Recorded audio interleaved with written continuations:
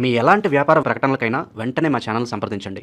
ప్రస్తుతం మనతో పాటు ప్రముఖ ఆధ్యాత్మికవేత్త జ్యోతిష పండితులు బ్రహ్మశ్రీ సుభాష్ శర్మ గారు మనతో ఉన్నారు. గురువుగారితో మాట్లాడతాం. నమస్కారం. శ్రీమాత్రేనమండి. మే నెలలో మిథున్ రాశి వాళ్ళకి ప్రత్యేకంగా ఎలాంటి విశేషాలు జరగబోతున్నాయి, వీళ్ళు ఎలాంటి విషయాల్లో జాగ్రత్తగా ఉంటే ఈ మాసం వీళ్ళకి విశేషంగా కలిసి వస్తుందంటారు? ఆరోగ్యపరంగా కావచ్చు, వృత్తిపరంగా కావచ్చు, వ్యాపార పరంగా కావచ్చు, ఓవరాల్గా ఎలాంటి జాగ్రత్తలు తీసుకోవడం ద్వారా వీళ్ళకి కలిసి వస్తుందంటారు గురుగారు? తప్పకుండా తెలియజేస్తాను. ముందుగా వీక్షిస్తున్న ప్రేక్షకులందరికీ శ్రీమాత్రే నమః, శ్రీ గురుభ్యో నమః. యాదేవి సర్వభూతేషు మాతృరూపేణ సంస్థిత. నమస్తస్సై నమస్తస్సై నమస్తస్సై నమో నమః. ముఖ్యంగా మిథున రాశి వారికి ఈ మాసం చాలా అనువైనటువంటి మాసంగా చెప్పుకోవచ్చు. ఎందుకంటే ఈ మాసంలో మిథున రాశి వారికి 11వ స్థానంలో రవి సంచారము, అందులోనూ 11వ స్థానంలో రవి సంచారం వల్ల మంచి లాభాలు చేకూరేటటువంటి అవకాశం ఏర్పడుతుంది. ధన ధాన్య లాభములు చేకూరుతూ ఉంటాయి. అలాగే మిథున రాశి వారు ఎవరైతే ఉన్నారో చాలా ఆదర్శవంతులు అని చెప్పుకోవచ్చు. ఏ సమస్యనైనా జటిలమైన సమస్యనైనా ఇట్టే పరిష్కరించుకునేటటువంటి జ్ఞానవంతులు అని చెప్పుకోవచ్చు. ధైర్య సాహసాలు ఎక్కువగా ఉంటాయి అని చెప్పుకోవచ్చు. అలాగే మిథున రాశి వారు వ్యాపారమునందు మంచి తెలివితేటలు కలిగినటువంటి వారు గాను, అలాగే ఇతరులకు సలహాలు సూచనలు ఇవ్వడంలో గనక మంచి నిష్ణాతులుగా ఉండేటటువంటి అవకాశం మిథున రాశి వారి యొక్క జాతకంలో ఏర్పడుతూ ఉంటుంది. అలాగే వీళ్లకు దైవభక్తి చాలా ఎక్కువగా ఉంటూ ఉంటుంది. అలాగే పెద్దలంటే చాలా విశ్వాసం ఎక్కువగా ఉంటూ ఉంటుంది. వీళ్ళు ఏ పని చేసినా కూడా అందులో విజయం సాధించేంత వరకు వదిలిపెట్టినటువంటి శక్తి కలిగినటువంటి వారిలో ఈ యొక్క మిథున రాశి వారు ఒకరు అని చెప్పుకోవచ్చు. అయితే మిథున రాశి వారికి ఈ మాసంలో మంచి లాభాలు ఉంటూ ఉంటాయి. మంచి ధనలాభము, అలాగే మంచి ఆరోగ్యము, అయిన వాళ్లతో మంచి ఆప్యాయతలు, ఇవన్నీ కూడా కలుపుకోలుతనము ఉన్నటువంటి వారిలో మిథున రాశి వారు ఒకరు అని చెప్పుకోవచ్చు. అలాగే ఈ మాసము ఉద్యోగంతో మంచి లాభాలు ఏర్పడుతూ ఉంటాయి. విద్య అలాగే ఉద్యోగము, అలాగే ధనము, ఇవన్నీ కూడా సంపాదించుకోవడానికి ఈ మాసం చాలా కష్టపడేటటువంటి తత్వం కలిగినటువంటి వారుగా అని కూడా చెప్పుకోవచ్చు. అలాగే శౌర్యము, ధైర్యము ఎక్కువగా ఉండేటటువంటి లక్షణాలు కలుగుతూ ఉంటాయి. ముఖ్యంగా వీళ్ళకు గురుభక్తి కావచ్చు, లేదు అని అంటే గనక ముఖ్యంగా దేశభక్తి కావచ్చు, చాలా ఎక్కువగా ఉంటుంటాయి ఎవరికి, ఈ యొక్క మిథున రాశి వారికి. అలాగే వీళ్ళు ప్రయాణాలు విపరీతంగా చేస్తూ ఉంటారు. ఒక చోట నిలకడగా లేనటువంటి వ్యక్తులు అని కూడా చెప్పుకోవచ్చు. అలాగే వీళ్ళకు ఎక్కువగా ప్రయాణాలు చేయాలన్నా, విహారయాత్రలు చేయాలన్నా, డబ్బులు ఖర్చు పెట్టాలన్నా విపరీతమైనటువంటి ఆసక్తి ఉంటూ ఉంటుంది.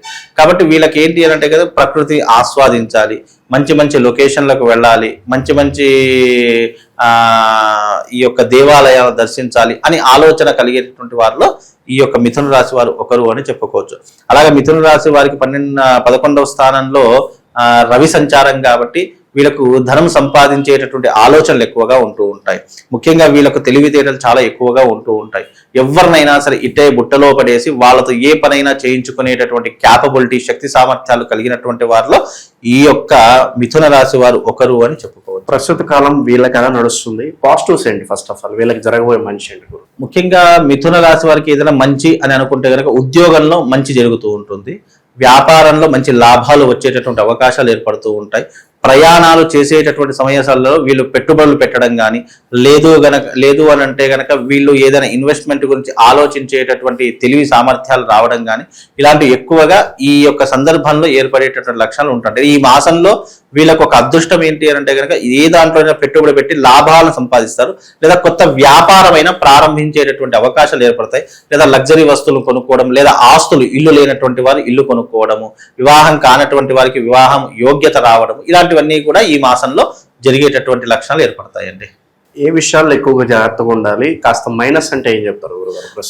మైనస్ అంటే గనక వీళ్ళకు లేజీతనం ఎక్కువగా, అంటే ఏదైనా ఒక పనిని అప్పచెప్పాము అని అనుకోండి, అది ఒక గంటలో కావాల్సింది అనవసరంగా వీళ్ళ యొక్క సొంత పైత్యం వాడేసి దాన్ని ఆలస్యం చేసుకోవడము, లేదు అని అంటే గనక అనవసరమైనటువంటి కాలయాపన, అంటే టైం వృధా చేయడము ఎక్కువగా వీళ్ళ దాంట్లో ఉంటూ ఉంటుంది. కాబట్టి అలాంటివి కొన్ని మానుకోవాలి. అలాగే వీళ్ళు ఏదైనా పనిని ప్రారంభం చేస్తారు అని అనుకోండి, మన పని అయితే ఏం కాదు, పక్కవాడి పని అన్నారనుకోండి, మన పని వదిలేసి పక్కవాడి పని మీద పడిపోతూ ఉంటారు. కాబట్టి అలాంటివి కొన్ని తగ్గించుకునే ప్రయత్నం చేస్తే అన్ని రకాలుగా బాగుంటుంది. ధన నష్టం ఏమైనా ఉంటుందంటారా?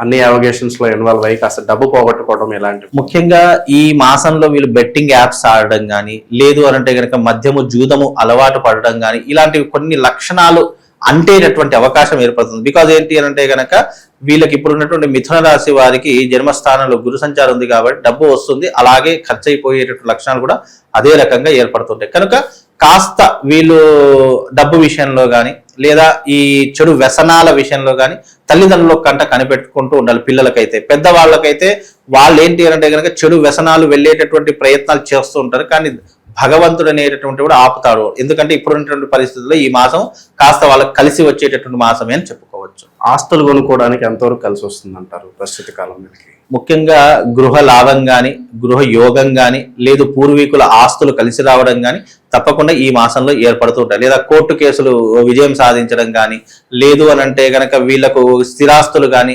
చరాస్తులు కానీ ఏదైనా వీళ్ళు దాచిపెట్టుకోవడం కానీ తప్పకుండా చేసేటటువంటి ప్రయత్నం ఇప్పుడు చేస్తూ ఉంటారండి. ఈ మాసం వీళ్ళకు అందుకే కలిసి వచ్చేటటువంటి మాసం అని చెప్పుకోవచ్చు. ఆకస్మిక ధనలాభం అంటే పూర్వీకుల ధనం రావడం కానీ, లేదా వీళ్ళు సంపాదించింది వెనక్కి వేసుకోవడం, లేదా దాన్ని ఇన్వెస్ట్మెంట్ ప్రకారంగా భూముల మీద, ప్లాట్ల మీద, లేదంటే గోల్డ్ మీద ఇన్వెస్ట్మెంట్ చేయడం, ఇలాంటివి ఎక్కువగా చేస్తారు. అంటే ఒక స్థిరాస్తిని అయితే ఈ మాసంలో ఏర్పరచుకుంటూ ఉంటారండి.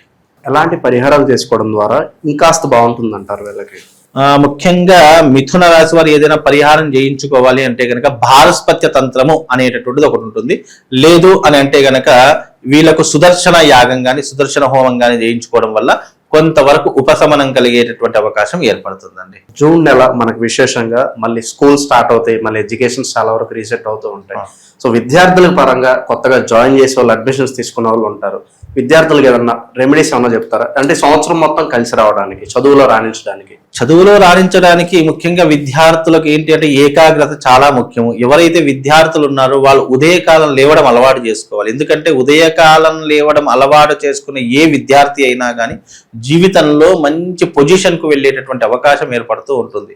ఎందుకు అంటే ఈ సృష్టిలో జ్ఞానం ఉన్నటువంటిది, తెలివి కలిగినటువంటిది, అలాగే మంచి చెడులు విచక్షణ జ్ఞానం కలిగినటువంటిది కేవలం మనిషి మాత్రమే. ఆ మనిషి కాస్త యూనివర్స్ కి కనెక్ట్ కావాలి అంటే ఉదయకాలం లేవడం చాలా విశేషము. మరీ ముఖ్యంగా విద్యార్థులకు, ఎందుకంటే విద్యార్థులంతా కూడా చదువు అనేటటువంటిది, నాలెడ్జ్ అనేటటువంటిది మనం బ్రెయిన్ తోనే క్యాలిక్యులేట్ చేస్తాం కాబట్టి మనకు ఈ యొక్క మెదడులో ఉన్నటువంటి కాస్మిక్ ఎనర్జీ కావచ్చు, లేదు అనంటే కనుక జ్ఞాపక శక్తి కావచ్చు, ఇవన్నీ కూడా జాగృతం అయ్యేటటువంటి సమయం ఏదైనా ఉంది అంటే అది బ్రహ్మ ముహూర్తము అనేటు. అందుకే చిన్నతనంలో వేదాభ్యాసం చేసేటటువంటి వాళ్ళకి ఎందుకు బ్రహ్మ ముహూర్తంలో లేచి ఈ వేదాభ్యాసం చేయించే వాళ్ళంటే బ్రహ్మ ముహూర్తం అనేటటువంటిది మనిషి యొక్క కాస్మిక్ ఎనర్జీ, మనిషి యొక్క శక్తి సామర్థ్యాలు యూనివర్స్ కనెక్ట్ అయ్యేటటువంటి, అంటే తొందరగా కనెక్ట్ అవ్వడానికి ఆ సమయము చాలా ఉపయోగపడుతుంది. అందుకే విద్యార్థులకు తొందరగా లేవడం అలవాటు చేసుకోవాలి, అలాగే శుచి శుభ్రత అలవాటు చేసుకోవాలి. విశేషంగా పెద్దవాళ్ళ సలహాలు సూచనలు పాటించేట ప్రయత్నం చేసుకుంటే విద్యార్థులకు ఇంతకంటే మంచి అవకాశం ఇంకోటి లేదండి. ఓవరాల్ గా ఈ నెల వీళ్ళకి ఎలాంటి విశేషాలు జరగబోతున్నాయో మంచి విశ్లేషణ అందించారు. ధన్యవాదాలు.